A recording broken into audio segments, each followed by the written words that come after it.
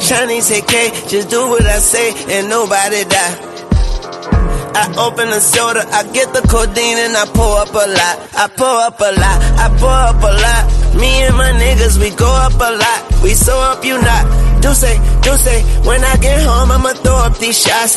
When I get home, so drunk I knock. Right. You already know. Product advertisement. Here we go. It's your boy Joe Kool. Here, my man Sean. The mean man. Cool guy as well. Mean. Yeah, he is. But I mean well. That's what he means to say. I mean well. It's number 2, man. We had some good reviews, good looks, good successful number 1. This is just another little show we're gonna throw at you guys, man. Just discuss the movie that we both, I think, have some good feelings about, want to discuss. We kind of late on it because we should have been discussing it and kind of it is his fault. You should kill yourself. Retail. That's all I have to say. Piece of shit. Work retail. Yeah, I actually work in the sky. You keep on. The schedule always fluctuates. Some of the people watching right now, they know what I'm talking about. Fucking they do. Anyway, The Revenant this evening we're going to be reviewing. So if you haven't seen it, flick the shit off because we're going to be talking about the entire movie. That's your fault for not seeing it. You should have been seeing it. Yeah, now that it's in theaters, I don't understand why you haven't seen it. I know Star Wars is out there. Hateful Eight's out there. Awesome movie. Hateful Eight was an awesome movie, man. Yeah, we're gonna do another video cast, podcast, whatever, on the Hateful Eight. We're gonna do some more, but this evening it's gonna be The Revenant. So if you have not seen it, please turn the dial. Or you can listen in because you're late anyway. You probably ain't going. You should have been seeing it. I might get it on Blu-ray. But so let's just talk about the opening. Let's just start from the beginning. Actually, let's just talk about the stars first, and we'll dive into the movie. Yep. 2 main characters I'm gonna talk about. I think to keep it short and sweet is gonna be I'm gonna say Leo, of course, and then we're gonna have to go with my man Tom Hardy. Let's keep it short favorite and actor sweet. Of all time. They were pretty sweet. We could talk about the little boy who plays Pennywise in upcoming hit, but I don't really like him too much. William Poulter, is that his name? That's a good call on that. I didn't have that name to pull out, so I'll give you kudos. Poulter. Good job.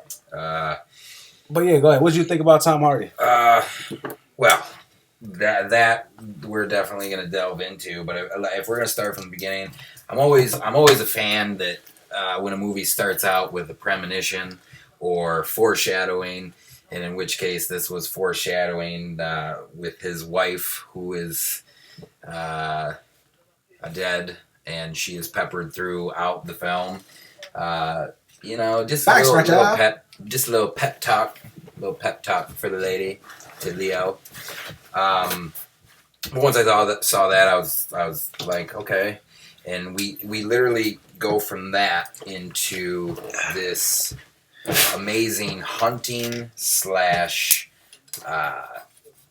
battle sequence between the men of the frontier versus the Injuns ruling the lands and not particularly happy about being pushed off their lands. And it is this amazing arrow battle sequence that even that it wasn't something like Hero, Jet Li, where you had like thousands of arrowmen represented. Like it was just it was like 30 on 30. Yeah. It wasn't too big, but Royal Rumble. Yeah, exactly. Royal Rumble. I think Roman Reigns is going to. He has to fight all 30 this year. First time ever it happened. Revenant. Arrows fight all 30. I don't. Yeah, no. What's up? I don't follow the rest of the night. I still do. I have DVR. I would never watch 3 hours straight, but I do have the DVR. I stay focused. I got the DVR. Anyway, this amazing arrow battle sequence that just truly illustrates this new era, I think, in filmmaking, where it almost feels like when you watch Alejandro and Inarritu, his movies, Birdman, for those if you haven't seen it, the way that he goes about shooting these things with the no cuts, well, what the eye sees as no cuts, but it's not entirely accurate.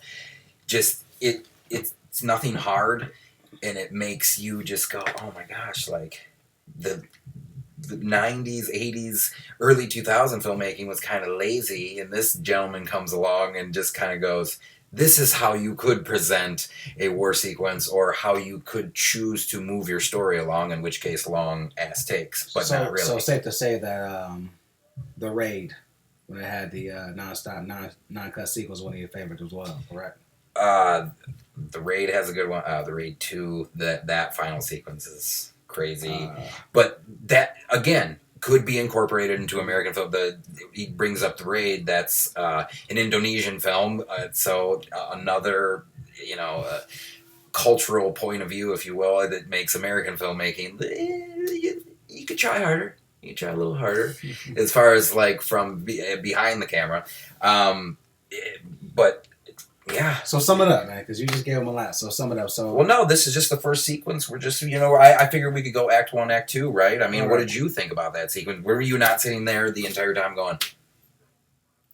All right, so me personally, I thought that it started out. It was first of all, the cinematography was phenomenal. I thought that just coming into it, them showing just the landscape, the viewpoint, the horizon, the sun, just that alone. All the exterior shots were amazing. It was awesome. Amazing. Right. So I think just starting off there, I think they set it up very, very well for just so you can appreciate the movie. But I thought that at first I was kind of like, what's going on when they did the whole flashback thing.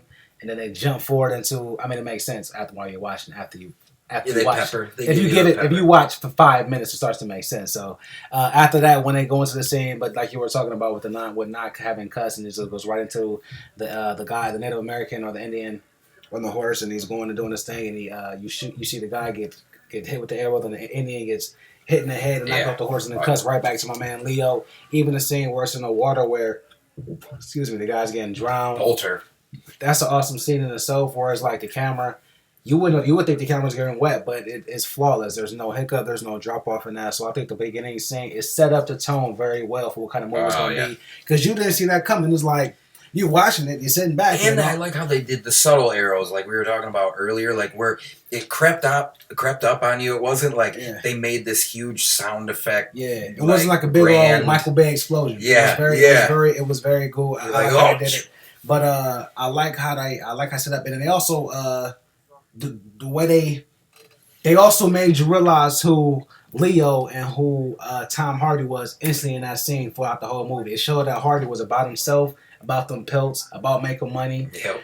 And Tom Hardy's got a man over his shoulder trying to save human lives. Well, that's Leo. That's Leo, not Tom Hardy. Leo. But now the one thing that it did show that was kind of set up the important part of the movie was when Tom Hardy saved. What's his name? I want to say William Poulter. I don't know. I could be saying his name wrong the entire time. Well, I think the last name is Poulter. That's set up apart, but I had to play important with Leo. But that was kind of weird because for me, the kind of person he was throughout the movie, I don't think that Tom Hardy would stop to save him. Now, maybe it was only for the reason that the Indian was completely not paying attention. In that moment, it was nothing for him to do that. But the type of person I feel like Tom Hardy was in the movie, we learned right after that sequence, because we go from the arrow sequence into the boat, and he is screaming definitely racial obscenities. Oh yeah. There was a dick. But I thought it was a good scene. Long story short, to keep it moving, I thought it was a good scene, very well done. And then I felt that just the cinematography was very well. I appreciated cinematography. It's not often I watch a movie I'm like, wow, that's a gorgeous scene. I can appreciate what was going on with that, but I also can appreciate, like you were saying, the way that shot was done. I mean, that was a phenomenal scene. So very good movie. And it set the tone because it smacked you in the face. You know what I'm saying? You're sitting there chilling, you got a guy got an arrow with the neck. Yeah. Next thing you know, you got that guy with an arrow to the face.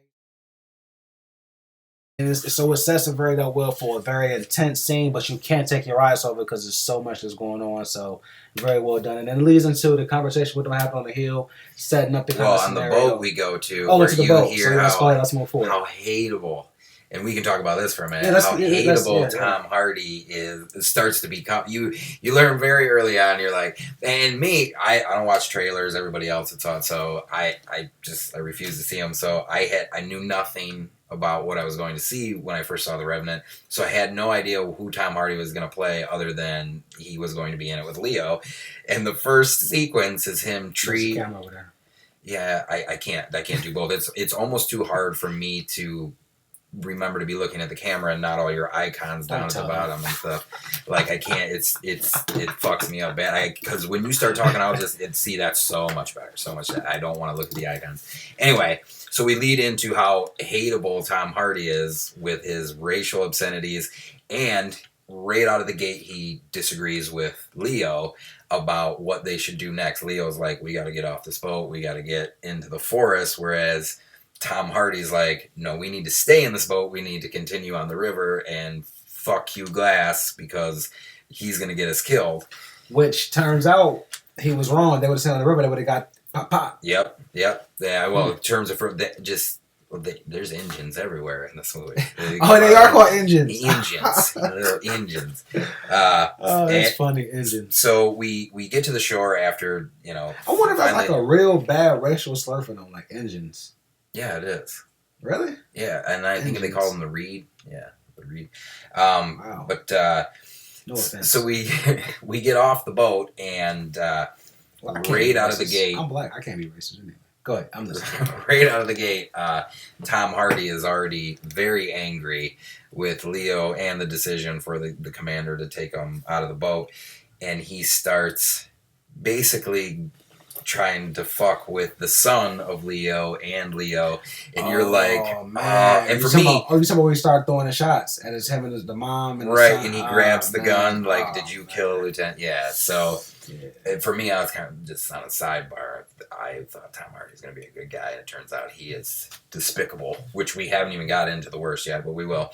So now we have solid character development as far as who is what. You have your minor characters, but obviously it's Leo predominantly, as you'll soon find out. But you're going to have two dudes. Everybody kind of felt really second pedestal, like there was just... as far as character development? Yeah, like you thought you could incorporate a couple, but it was two. They gave you, the only characters I felt was everybody else, like you said, was like a second fiddle to them, but that's what the movie was about, though. It was really about these two people that became... It was really about Leo and what Leo had to overcome, and it was a big focus on that. The reason why Tom Hardy played such a huge part, because his events and what he did triggered so much of what Leo happened. So it was kind of like Tom Hardy was parallel to Leo, but even though a lot of the movie focused on Leo and what they had to go through in his own, it was paralleled and it was directly correlated to what Tom Hardy attributed to. So you know what I'm saying? Yep. So even though it was focused on him, he is so much. It's like you cut off my pinky, so I got to go rehab my pinky. So all this shit. You don't talk shit about the family. Once you start in on the family, you start ripping the son curtains. But I like what you said. It did kind of show the kind of person that he was. It showed his character. So they we thought he was bad, but they make you hate him, and that's good. That's a good job by the director and by the producer. They made you hate that character. That was a job. They made you feel. And the reason why they did a good job because it made you feel for Leo, like you empathize for Leo. So. That when you feel for a character, when you have a relationship with a character, when you feel sad for a character, when you feel mad about his son getting killed, like when the second cut, I was like, you motherfucker.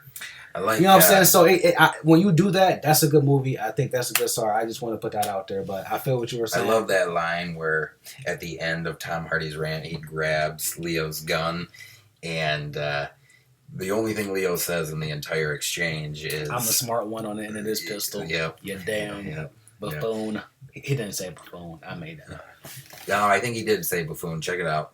The next sequence, literally after that, after they set up camp, is probably one of the more gruesome scenes I've ever witnessed in cinema history, which apparently everybody knew. I didn't know. Again, I don't watch trailers. The bear. Wait. Before we get to that, another thing, side note, another part where they good character development is how they show and talked about Tom Hardy with the getting scalped.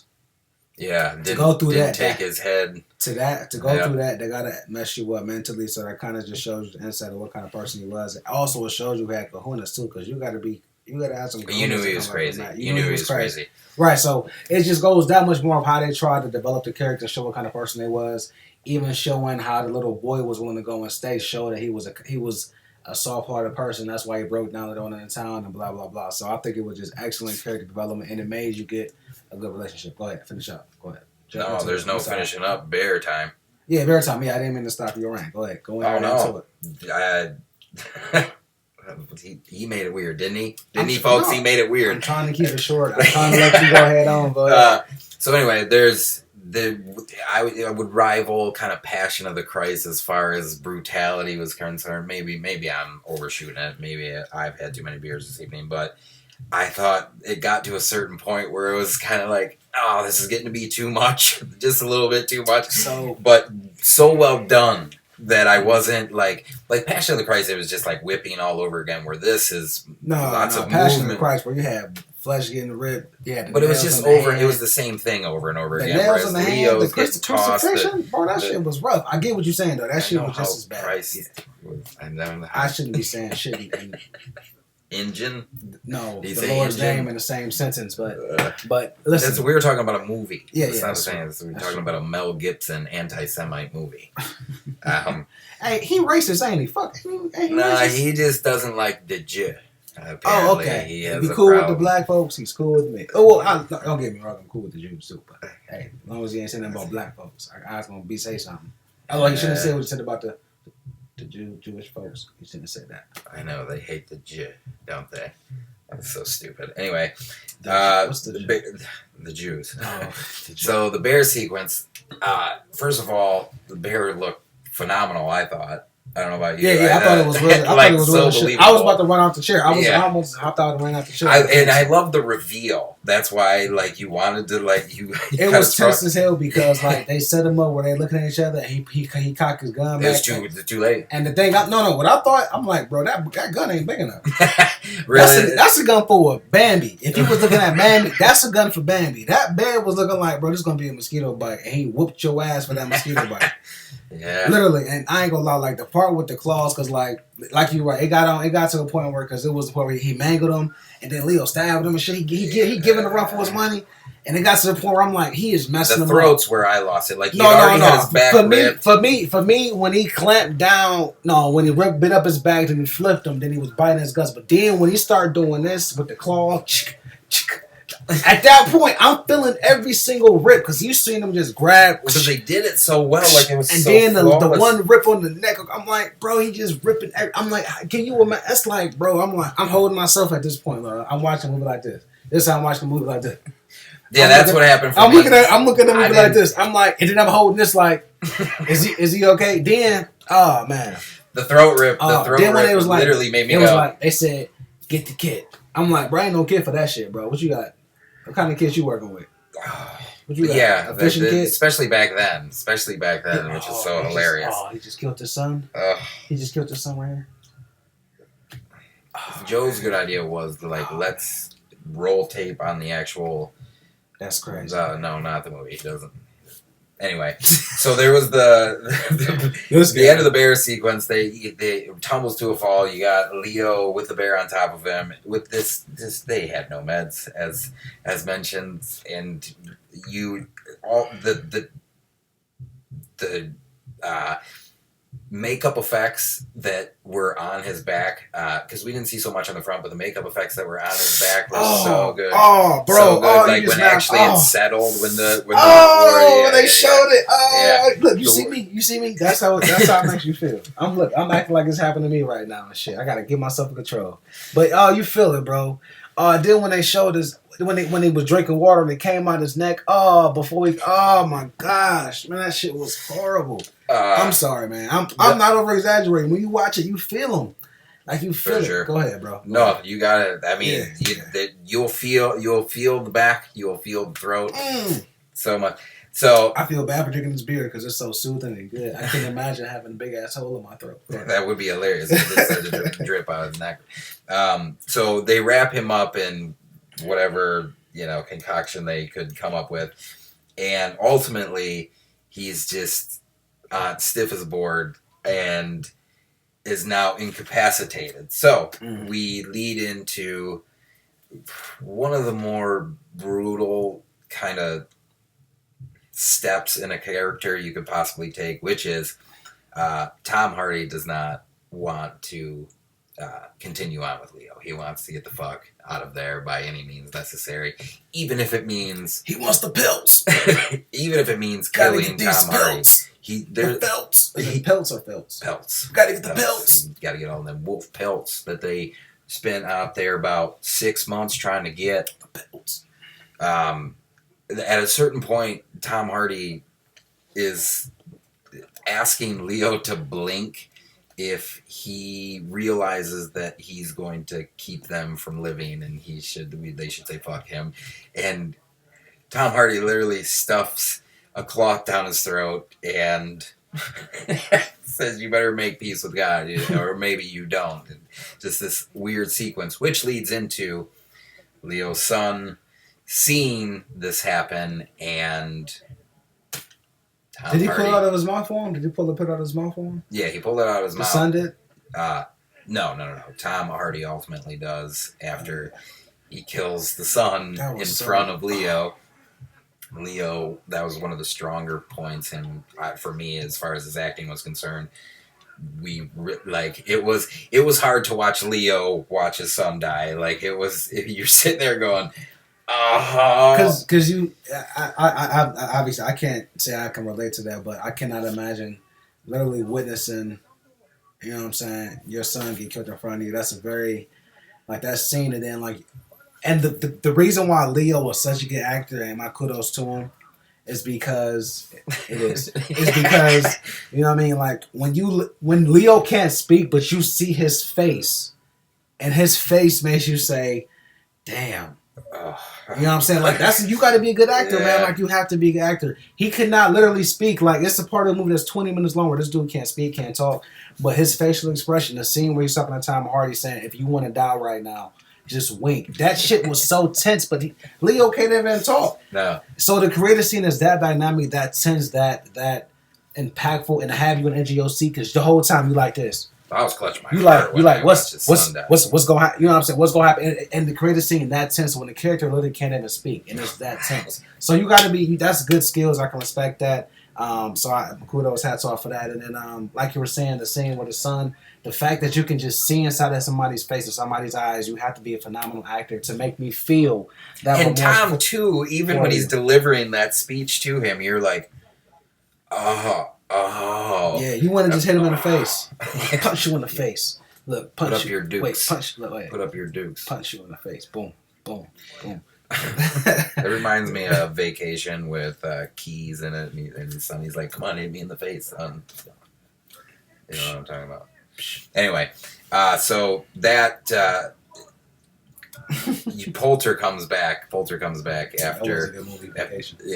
the sequence where his son dies, and ultimately leads into Tom Hardy lying to Will Poulter to get him out of there and leave Leo there, which he convinces him to do. He says there's some engines running around, so him and Tom take off. But within the sequence, I think becomes I thought it was slightly more brutal from an emotional standpoint than the bear, because Tom Hart at one point, Will Poulter's like, "Hey, we have to at least bury him, like, whatever, we can't just leave him here." And Tom Hardy says, "Oh, you want to bury him?" and yanks him by the feet about a good 10 feet into a pre-dug hole that he starts to begin to cover fresh dirt on Leo. And I thought that's one of the most, he's officially a villain. He's one of the worst villains ever. He's trying to bury a man alive. No compassion, no remorse, no even like human characteristics. No. Like, you're a straight animal for that. You know what I mean? So that was kind of ratchet. That was ruthless, man. Like I said, it's all about character development, and it's all about building a relationship with those characters. Like, if you can make a movie where you literally hate or you love or you have a connection with the character, it's a good movie. So that's hands off for that. So what's the next thing?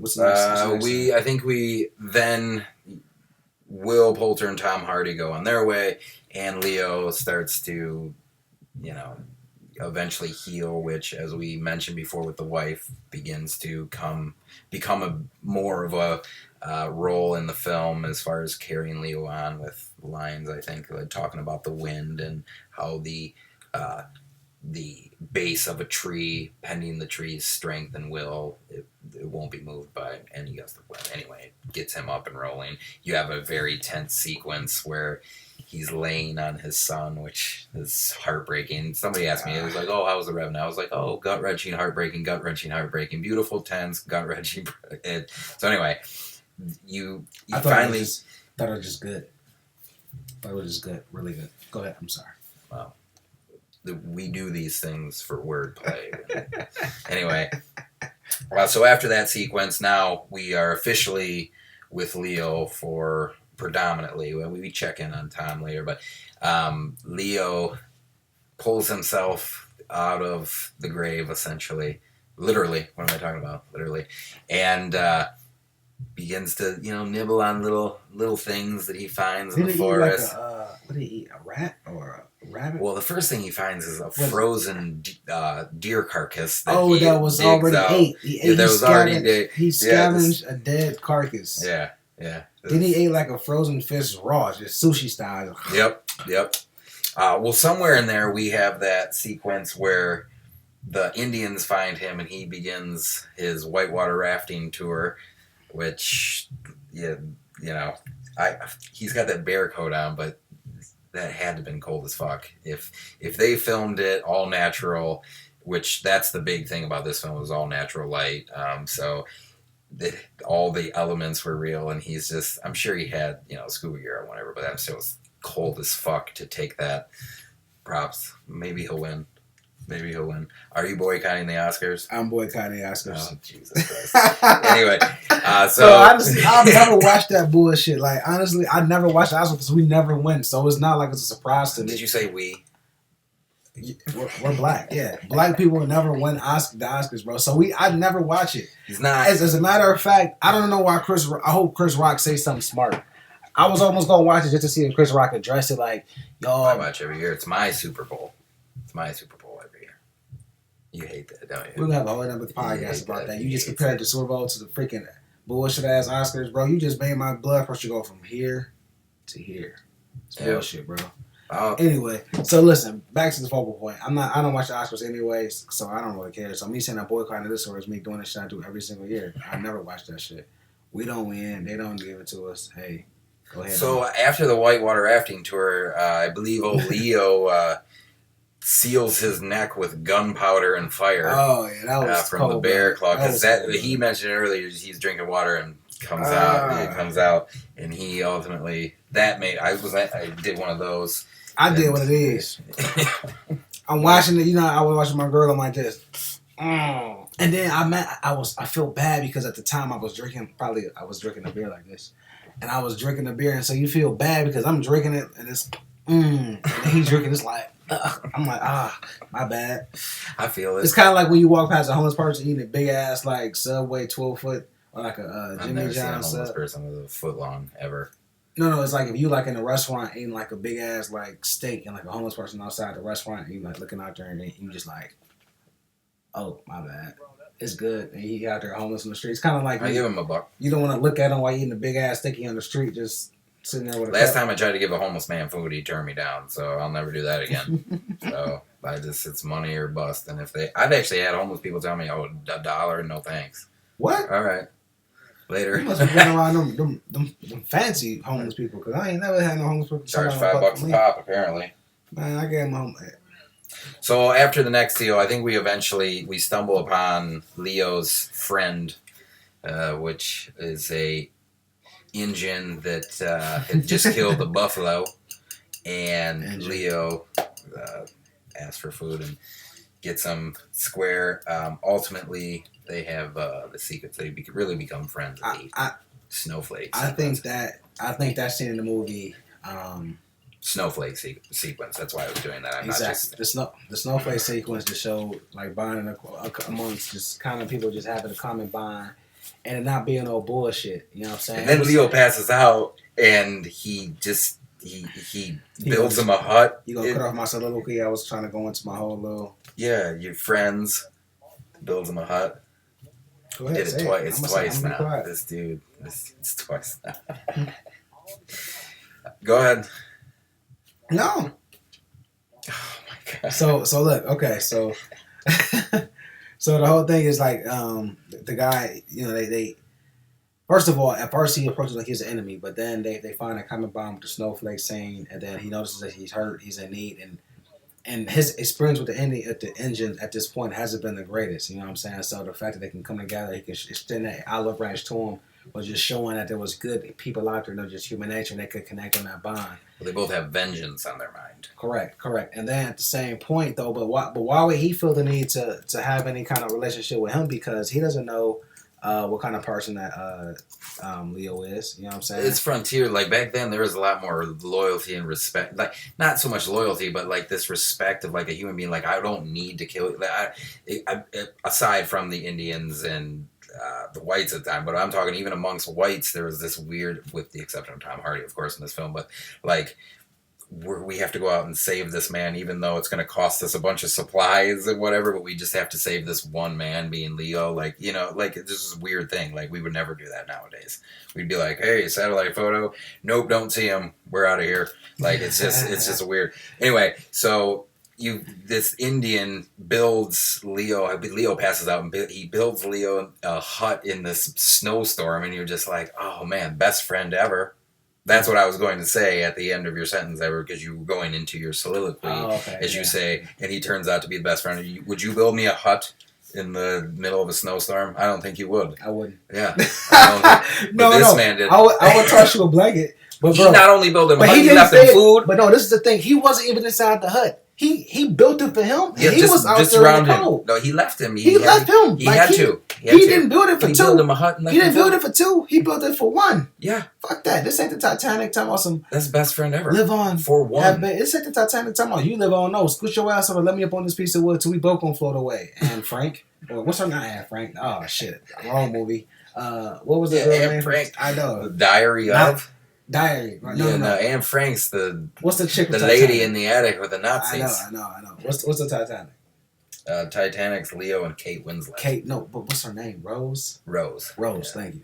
Yeah, Rose. I want to get your ass over. I'm on here too. But yeah, but I thought that was good. I mean, that just showed how they had that connection. But I thought it was crazy because in the beginning, they had flash. He had a relationship with the Indians or the Indians back in the day. So he had that kind of bond. And he kind of knew how to talk to them, which was good.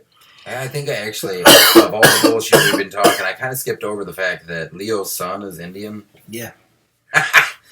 You could have. Anyway, yeah, his Indian and his wife was an Indian. So that was probably. Or Indian. But yeah. You know what? Maybe someone just was like, oh, awesome. I'm going to watch it now. Probably not. Anyway, so after Best Friend Ever sequence, Leo stumbles upon a French wall potty and steals a horse, where we have another sequence where when I didn't think it could have got any worse for Leo, it turned even worse, where he takes a horse off the cliff into a tree and horse dies. Horse has got this like broken, twisted, contorted body, all fucked up. Leo undresses and then gets inside of the horse while naked. And then closes rips out all his insides. Oh yeah, he pulled all the insides out. Big old tummy. So he pulled out the guts, the innards, the kidney, the liver, appendix. If you got one of those, I don't know. Pulled all that stuff out. He hops in, closes it up, and gets all cozy nosy. You know what I'm saying? There's one point where it was a point. I was sitting there. I was looks like a little giant. I was sitting there. I was about to have a big Leo baby. You know what it looked like? Jim Carrey. Pet Detective. What's that shit called? Ace Ventura. Ace Ventura. When he was in the Rhino. The second one. The Rhino. Yep. Boom. It did look. There was just. Yeah. It was kind of weird. Everybody just turned off after my fat face doing that. But it was for one, so I get it. You know what I'm saying? Good scene with that. So pretty cool. At first I was like, why would you get naked? But then I get it. You don't want to get the clothes all wet with bloody and all that stuff. And then you want that and you want to roll around in horse blood all naked. Yeah. What? So at this point, we actually do touch back on Tom Hardy, who is now taking money for supposedly burying a respectable grave for Leo. And Will Poulter says, no way, I can't take the money. I got this man's conscience. He's alive. I don't understand that shit. Well, back then, I would have to agree. At that point, you might as well just accept the money. You already did the dirt. Take the money. Right, you got to eat. If you're going to shoot him, you should have shot Tom. If that's what you're going to do, you should have did it. Exactly. And took Tom's money, too. Yep. So, now you're balling. You should have came back with them pelts. And then you would have had Tom's money. You'd have had Leo's money. It would have been gravy. And two times a check. Upon the war party getting broken up by Leo is where one of the Frenchmen comes back to the base camp where the lieutenant and Tom Hardy and Will Poulter are and says, hey, this gentleman attacked us all and we have no horses or people left now. And immediately they think, oh my gosh, we have to check to see if it was Leo. And we have to. That's what I was talking about, like this kind of weird loyalty to like this man. We're gonna waste all these supplies. Never mind. You know how like, are you really gonna take 9 horses and a bunch of food and a bunch of like we just for this one man? Nowadays, no, they wouldn't do that at all. You would never do that for your friend. Right, and they thought that basically Leo was the culprit that caused this little disruption, and they was right. And they do find Leo. They do. And they tried to almost popped him. And then the movie, I'm going to be honest with you, again, didn't see the trailer, so I had no frame of reference. But the movie, like, I'm like, oh, it's only an hour 40 in, and we are turning it into a vengeance picture now, which I didn't mind. I mean, I didn't. Oh, you're right, because it was a survival picture. Like this dude is just like you think you're having a bad day. Your boss made you pissed off. Watch this shit because he went through it. Mm-hmm. Then so it goes from a survival pick to just broken. Well, the men find him in body, all fucked up. Leo undresses, and then gets inside of the horse while naked. And then closes rips out all his insides. Oh yeah, he pulled all the insides out. Big old tummy. So he pulled out the guts, the innards, the kidney, the liver, appendix. If you got one of those, I don't know. Pulled all that stuff out. He hops in, closes it up, and gets all cozy nosy. You know what I'm saying? There's one point where got the thing closed and it looks like a little giny. I was sitting there, about to have a big Leo baby. You know what it looked like? Jim Carrey, Pet Detective. What's that shit called? Ace Ventura. Ace Ventura when he was in the Rhino. The second one, the Rhino. Yeah. Boom. It did look. There was just. Yeah. It was kind of weird. Everybody just turned off after my fat face doing that. But it was for one, so I get it. You know what I'm saying? Good scene with that. So pretty cool. At first I was like, why would you get naked? But then I get it. You don't want to get the clothes all wet with bloody and all that stuff. And then you want and you want to roll around in horse blood all naked. Yeah. What? So at this point, we actually do touch back on Tom Hardy, who is now taking money for supposedly burying a respectable grave for Leo. And Will Poulter says, no way, I can't take the money. I got this man's conscience. He's alive. I don't understand that shit. Well, back then, I would have to agree. At that point, you might as well just accept the money. You already did the money. Right. If you're going to shoot him, you should have shot Tom. If that's what you're going to do, you should have did it. Exactly. And took Tom's money, too. Yep. Said, hey, balling. You should have came back with them pelts. And then you would have had Tom's money. You'd had Leo's money. It would have been gravy. And two times a check. Upon the war party getting broken up by Leo is where one of the Frenchmen comes back to the base camp where the lieutenant and Tom Hardy and Will Poulter are and says, hey, this gentleman attacked us all and we have no horses or people left now. And immediately they think, oh my gosh. We have to check to see if it was Leo. We have to. That's what I was talking about, like this kind of weird loyalty to like this man. We're gonna waste all these supplies. Never mind. You know how like, are you really gonna take 9 horses and a bunch of food and a bunch of like just for this one man? Nowadays, no, they wouldn't do that at all. You would never do that for your friend. Right, and they thought that basically Leo was the culprit that caused this little disruption, and they was right. And they do find Leo. They do. And they tried to almost popped him. And then the movie, I'm going to be honest with you, again, didn't see the trailer, so I had no frame of reference. But the movie, like, I'm like, oh, it's only an hour 40 in, and we are turning it into a vengeance picture now, which I didn't mind. I mean, I didn't. Oh, you're right, because it was a survival picture. Like this dude is just like you think you're having a bad day. Your boss made you pissed off. Watch this shit because he went through it. Mm-hmm. And then it goes from a survival pick to just Well, the men find him, and Leo's goes, "Where is he?" And then I'm like, shit just got real. It's not survival. It just got real. That's what I should have known. I don't know. Clank.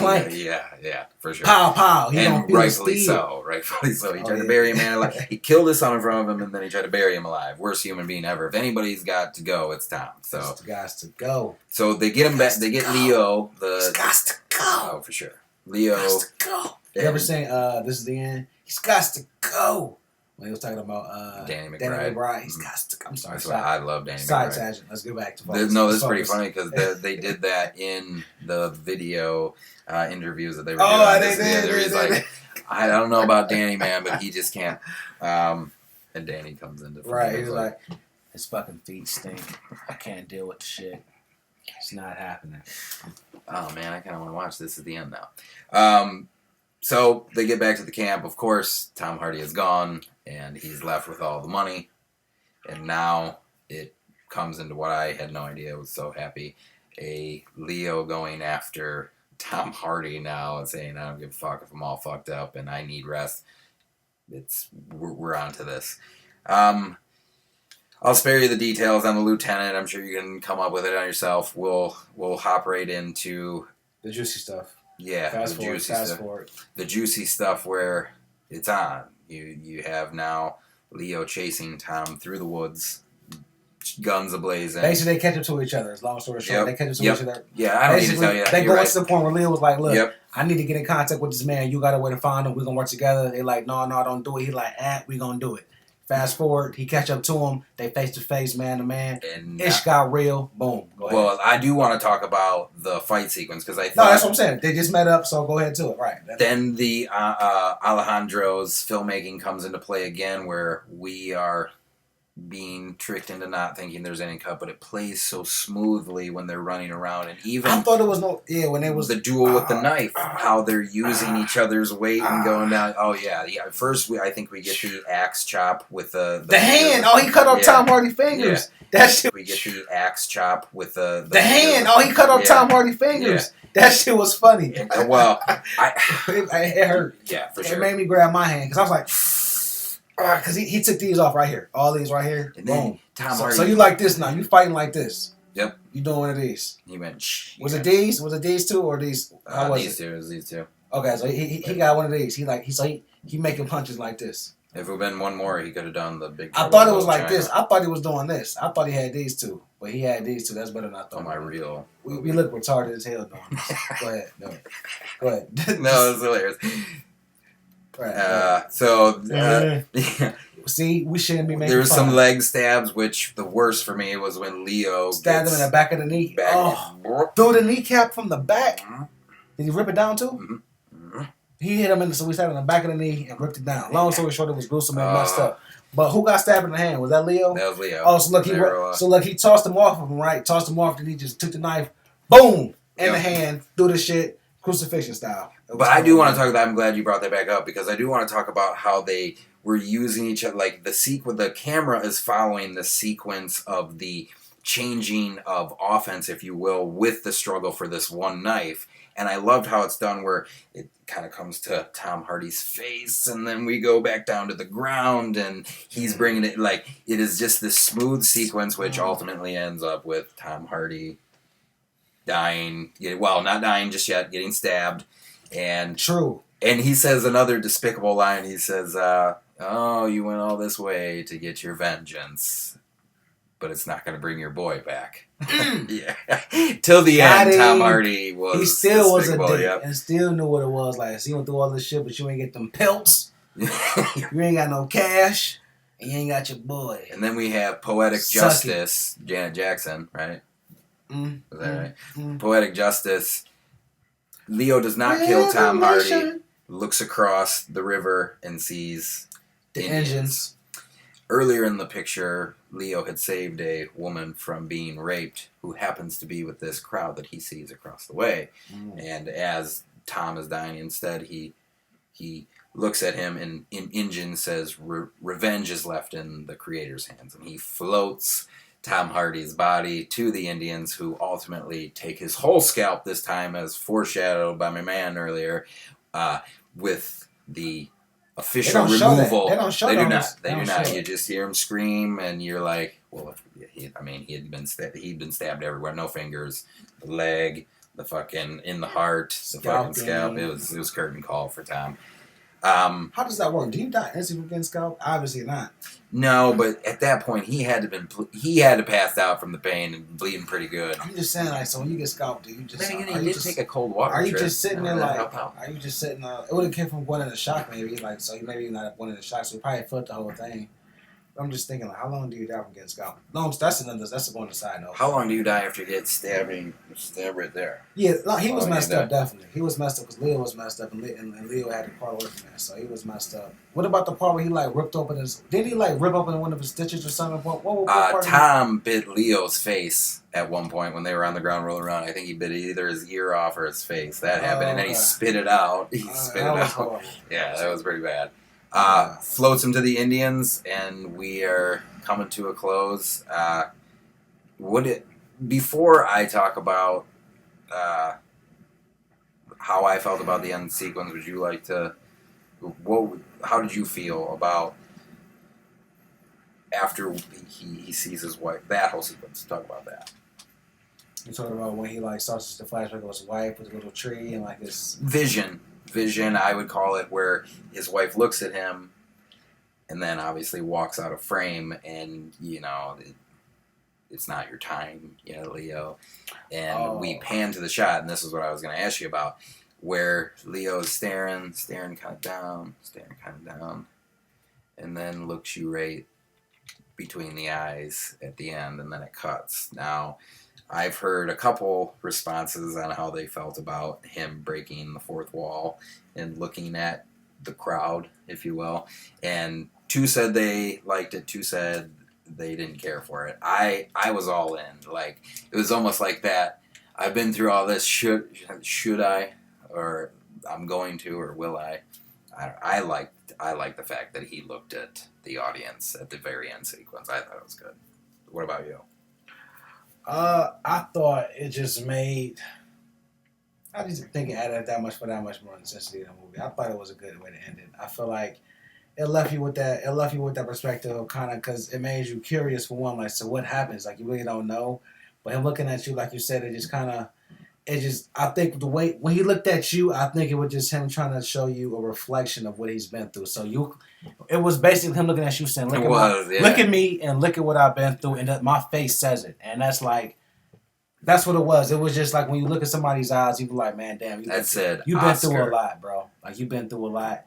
And it was just that last moment of him just looking at you and having you relate to him. So I think it was that last thing. Like I said, the whole movie, you was building a relationship with the character.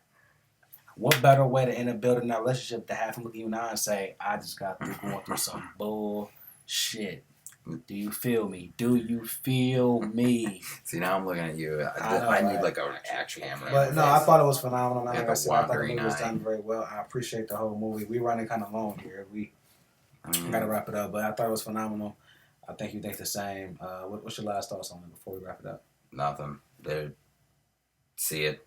It's my second favorite movie of the year, I think. Yeah, go out and see it. It's phenomenal. Mad Max. In case you were wondering, Mad Max would be number one. You guys go out and enjoy it. Thanks for watching again. It's been a pleasure, man. Same time, same channel. You guys be cool. Check the date.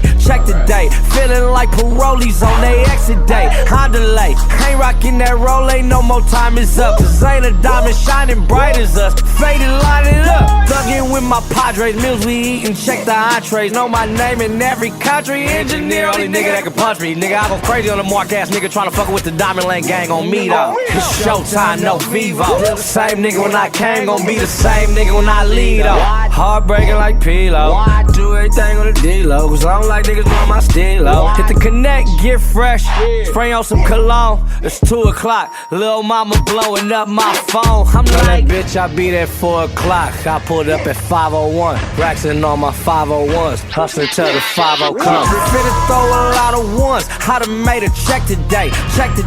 Feeling like parolees on they exit day. Honda late, ain't rocking that roll, ain't no more time is up. Cause ain't a diamond shining bright as us. Faded, line it up. Lil' mama smoking and she Sniff a line in the ass, might die. Fuck it, I'ma keep on going crazy though. Killin' with the 80s flow. We'll take a hustlin' ratchet over a fine ungrateful lazy, yo. About to drop a classic on my mama, I'm just letting y'all know. Let these niggas have it, pay them back for all that janky though. That janky hoe shit that I put up with without doing shit to niggas. Mama told me if I see a sucker, I should lick the nigga. Win every time. No homo for all you homo niggas that's gon' try to say that was homo, because y'all don't know how real niggas really get down when it's real with them get down. We don't even play like that. Fuck any nigga that had a problem with me, on me, my nigga, it could stay like that. Confident over arrogance, I don't hate on niggas. On me, I wasn't made like that. Cause on God, when y'all niggas was trying to get it on me, I was paid like that. On me, nigga, I was paid like that. Nigga, I'm grabbing my dick right now, thinking about how I went down back in the day. On me, I was a fade like that. One-on-one, they gon' fade like that. Especially when my niggas with me. Fuck flexing, no question. Anytime my niggas hit me, right hook to a nigga's kidney. Left jab, he gone as Whitney. RP, got bitches with me with no IDs. They gon' let them in cause they know I be and they know I paid and they know I'm on. Not have been places they've never gone. Not have done things they'll never do. I love me, I ain't never used it. I'm on search for a better boo. My money talking so legible. I'm taking shots with my Beretta pulled out. I got all these keys I ain't never pulled out. You ain't gon' pop it, boy, don't pull out. Put that out, shit, I got the good out. I run her homes, I got the wood out. Make a call and I'll bring the world out.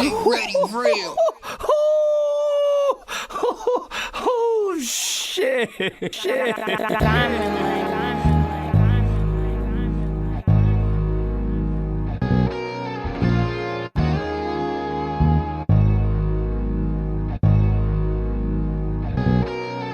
Told that bitch I'll be there at 4 o'clock. I pulled up at 5:01, raxing on my 501, hustling till the 5:00. Told that bitch I'll be there at 4 o'clock. I pulled up at 5:01, raxing on my 501, hustling till the 5:00 come. DJ Iceberg.